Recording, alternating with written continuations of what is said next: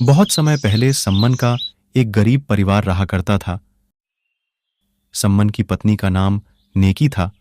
उनका एक सेऊ नाम का बड़ा ही प्यारा पुत्र भी था। वे सभी बहुत गरीब थे। वे कबीर साहिब के तत्व ज्ञान से परिचित थे और उनके द्वारा बताई गई भक्ति को मन लगाकर किया करते थे।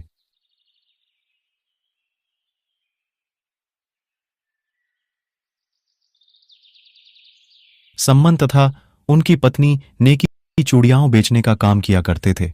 गरीब होने के कारण पूरा नगर उनका मजाक उड़ाता था, लेकिन उनमें कबीर साहिब का तत्व ज्ञान ऐसा समाया पड़ा था, वह किसी का भी बुरा नहीं मानते थे और अपनी भक्ति को सुचारू रूप से किया करते थे। वे घर घर जाकर धनी व्यक्तियों की स्त्रियों और बेटियों को चूड़ियां पहनाते थे, लेकिन इतना करने के बाद भी उन्हें बहुत कम धन की प्राप्ति होती थी, जिसकी वजह से कई बार तो उन्हें भूखा भी सोना पड़ता था।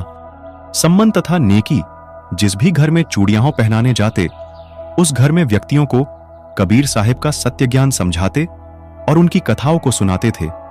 वे व्यक्तियों को बताते कि कबीर साहिब की शरण में बड़े बड़े राजा महाराजा आए हुए हैं, जिनमें दिल्ली के बादशाह सिकंदर लोधी, काशी नरेश, वीरदेव सिंह बघेल जैसे राजा शामिल हैं। लेकिन उस गांव में कोई भी गुरुओं पर विश्वास नहीं करते थे। वे उनसे कहते थे कि यदि आपके गुरुजी इतने ही सक्षम हैं, तो वे आपकी गरीबी दूर क्यों नहीं करते। लोगों के ऐसा कहने से वे निरुत्तर हो जाते थे, क्योंकि ये बात तो सच थी। लोगों के ऐसा कहने पर भी उनका अपने गुरुजी की प्रति विश्वास नहीं डगमगाता था। उधर सेऊ भी अपने मित्रों को अपने गुरुजी के बारे में बताता था। हमारे गुरुजी तो स्वयं पूर्ण परमात्मा आए हुए हैं, उनके तो बड़े बड़े राजा शिष्य हैं। अरे सेऊ, आपके गुरुजी तो लालची हैं, वो तो धनी लोगों के घर ही आते हैं। यदि वो इतने ही दयालु हैं, तो वो आपके घर क्यों नहीं आते। सेऊ उन्हें समझाता कि उनके गुरुजी लालची नहीं हैं, लेकिन सेऊ के लाख समझाने पर भी वे सेऊ की बातें नहीं मानते, क्योंकि पूरा गांव ही गुरुओं को पाखंडी मानते थे। माँ, गुरुजी हमारे घर कब आएंगे? मुझे बताएं, बाहर सभी भाई मेरा मजाक उड़ा रहे हैं। बेटा सेऊ, गुरुजी तो स्वयं पूर्ण परमात्मा है, वो सदैव हमारे साथ ही तो रहते हैं। गांव वाले अभी नादान हैं। वो सब तो ठीक है माँ, लेकिन एक बार गुरुजी हमारे घर आ जाएं, तो मैं भी उन्हें बताऊंगा हमारे गुरुजी लालची नहीं हैं। बेटा, उनके तो लाखों शिष्य हैं, वो किस किस के घर जाएं? वो तो हमारे साथ ही रहते हैं। माँ, सभी हमारे गुरुजी का मजाक उड़ाते रहते हैं, कोई भी समझने को तैयार ही नहीं है। एक बार गुरुजी हमारे घर आ जाते तो उनको भी पता चल जाता कि सेऊ के गुरुजी लालची नहीं है। ये सुनकर नेकी और सम्मन को भी बहुत बुरा लगा, लेकिन वो भी क्या कर सकते थे। गांव वाले उनका भी मजाक उड़ाया करते थे। तीनों बातें कर ही रहे थे कि उनके गुरुजी कबीर साहिब उनके घर के बाहर कमाल और शेख फरीद जी के साथ आ जाते हैं। बेटा सेऊ, सम्मन, बेटी नेकी, कोई है क्या?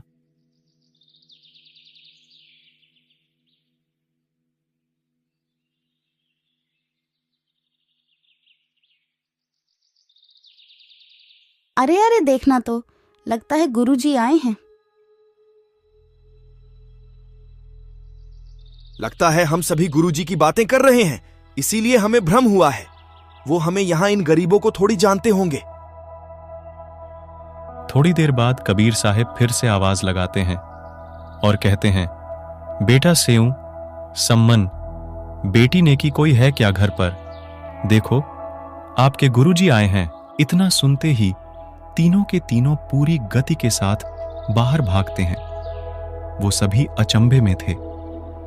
बाहर देखा तो सच में कबीर साहिब दो संतों के साथ खड़े थे। उनको विश्वास नहीं हो रहा था। सभी अपने गुरुजी को बिना पलक झपकाए देखते रहते हैं कि कहीं हम सपना तो नहीं देख रहे।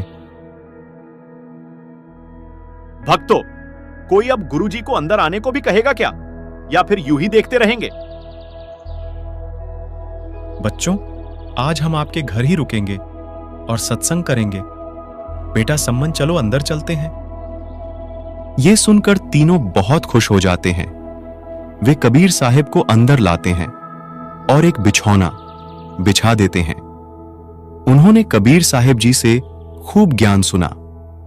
तभी भगत सम्मन कहता है, गुरुजी कैसे दया करी हम तुच्छ जीवों पर। आप तो अंतर्यामी हो। आज ही आपका बेटा सेऊ आपको बहुत याद कर रो रहा था और आप आज ही हमारे घर आ गए। आपने कैसी दया करी मेरे मालिक। हे गुरुदेव, भोजन की सुनाएं, आपको भूख लगी होगी। भूख तो लगी है बेटा, भोजन बना लो, खाना खाएंगे भगत।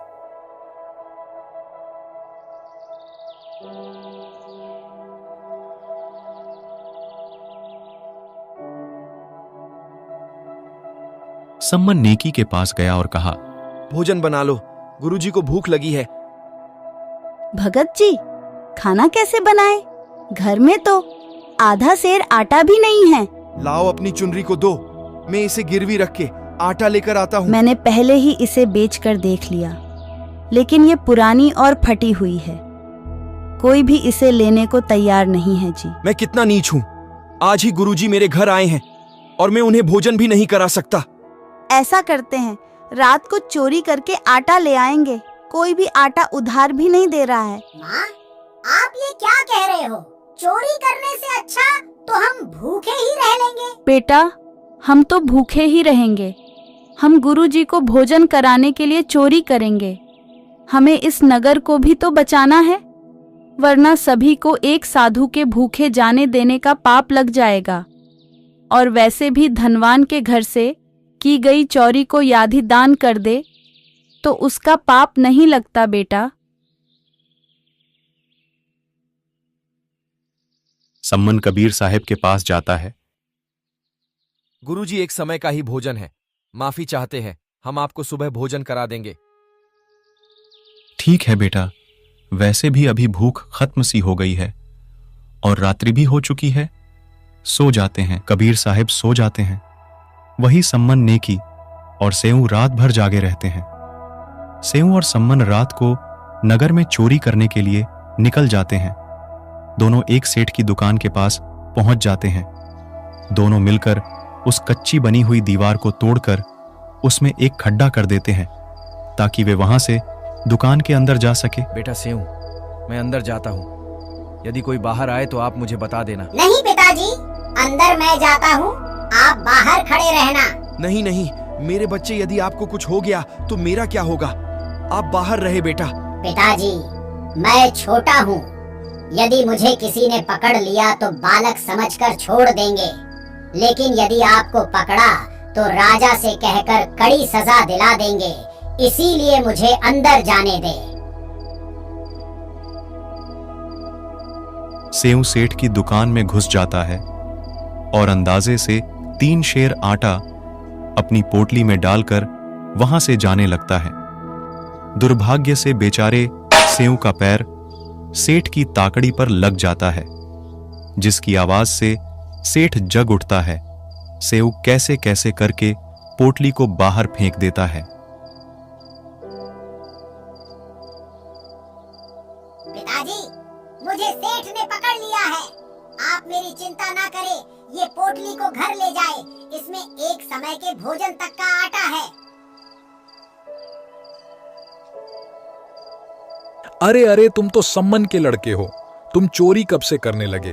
तुम तो भगत व्यक्ति थे। सेठ जी, हम चोर बिल्कुल भी नहीं हैं। वो क्या है ना, आज हमारे घर आटा खत्म हो गया है और मेरे गुरुजी हमारे घर आए हुए हैं। उन्हें भोजन कराने के लिए घर में आटा नहीं था। कोई भी उधार आटा देने को तैयार नहीं था। इसीलिए मुझे चोरी करनी मैं भी पड़ी। तो कहूँ, तुम तो चोरी नहीं करते थे। वो तुम्हारा गुरु तुमसे चोरी करवाते हैं। सुबह होते ही उसे राजा से कहकर सजा दिलवाऊंगा। आप हमारे बच्चे सेव को कहाँ छोड़कर आ गए? वो कहाँ है बताइए। सेऊ को आटा चोरी करते समय सेठ ने पकड़ लिया है। वो वहां से भाग पाने में असमर्थ रहा। उसने ये आटा मुंह तक पहुंचा दिया।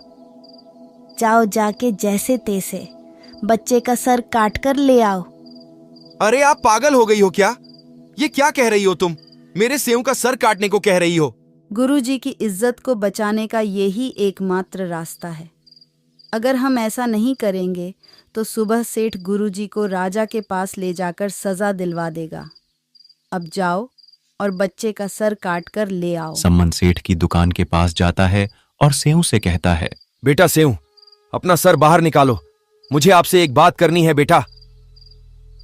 सेठ जी, मेरे पिताजी मुझसे बात करने को कह रहे हैं।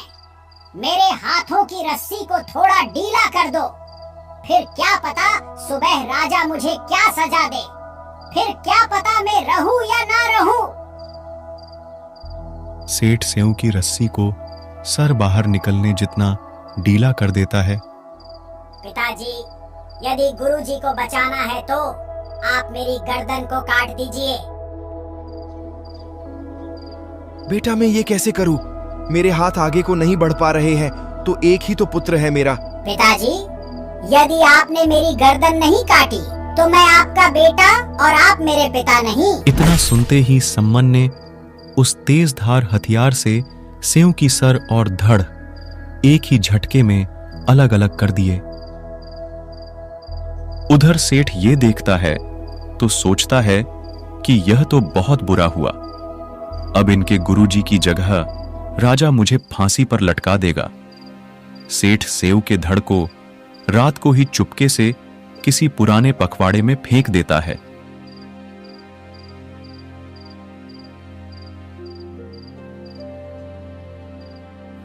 और दुकान में वापस आकर ऐसे सो जाता है कि जैसे कुछ हुआ ही नहीं हो। सम्मन सेऊ के सर को एक अलमारी में रख देता है। तभी नेकी कहती है, अब जाइए। सेठ ने जहाँ कहीं भी मेरे बच्चे के धड़ को फेंका है वहां से ढूंढकर उसे घर ले आओ। गुरुजी के जाने के बाद उसका अंतिम संस्कार कर देंगे। नेकी के इतना कहते ही सम्मन वापस उसी दुकान के पास जाता है और रक्त की छींटों के पीछे पीछे चलने लगता है। और जहां सेठ ने सम्मन के धड़ को फेंका था वहां से उसे घर लाकर एक पुराने से कपड़े से ढक देता है। सुबह होते ही नेकी खाना बनाने लगती है। तभी सम्मन कहता है, नेकी बच्चे की कोई याद या दुख अपने मन में मत रखना, नहीं तो गुरुजी को खाना खाते समय पता चल जाएगा। नेकी ने कहा, नहीं नहीं, मैं ऐसा नहीं करूंगी, वरना गुरुजी को हम पर शक हो जाएगा। मुझे सब पता है, मैं ऐसा नहीं करूंगी। नेकी और सम्मन कबीर साहिब के पास जाते हैं। दोनों भक्तों और कबीर साहिब से भोजन करने को कहते हैं। तभी कबीर साहिब उनसे कहते हैं कि 3 पात्रों में भोजन और कर लो, 3 आप और 3 हम साथ ही भोजन करेंगे। वो कहते हैं कि गुरुजी पहले आप कर लो, हम बाद में भोजन कर लेंगे। बेटा, आप भी तो कल से भूखे हो, 3 पात्रों में भोजन और करे साथ में भोजन करेंगे। नेकी और सम्मन 2 पात्रों में भोजन कर लेते हैं। तभी कबीर साहिब कहते हैं, बेटा बेटा, एक में और कर लो। तभी वो एक पात्र और बढ़ा देते हैं और मन ही मन सोचने लगते हैं कि गुरुजी यदि सेऊ के बारे में पूछेंगे तो कह देंगी कि सेऊ तो बाहर खेलने गया हुआ है। वो ऐसा सोच ही रहे थे कि तभी कबीर साहिब कहते हैं, आओ सेऊ जीम लो, ये प्रसाद प्रेम बेटा सर कटा करे चोरों के, साधुओं के नितक्षेन। कबीर साहिब के इतना बोलते ही उस कपड़े में हलचल होती है और सेऊ वापस उठ खड़ा होता है और कबीर साहिब के पास जाता है। सेऊ के माता पिता देखते हैं कि सेऊ के गर्दन पर कटने का निशान तक नहीं है। सभी अपने गुरुजी कबीर साहिब को दंडवत प्रणाम करते हैं।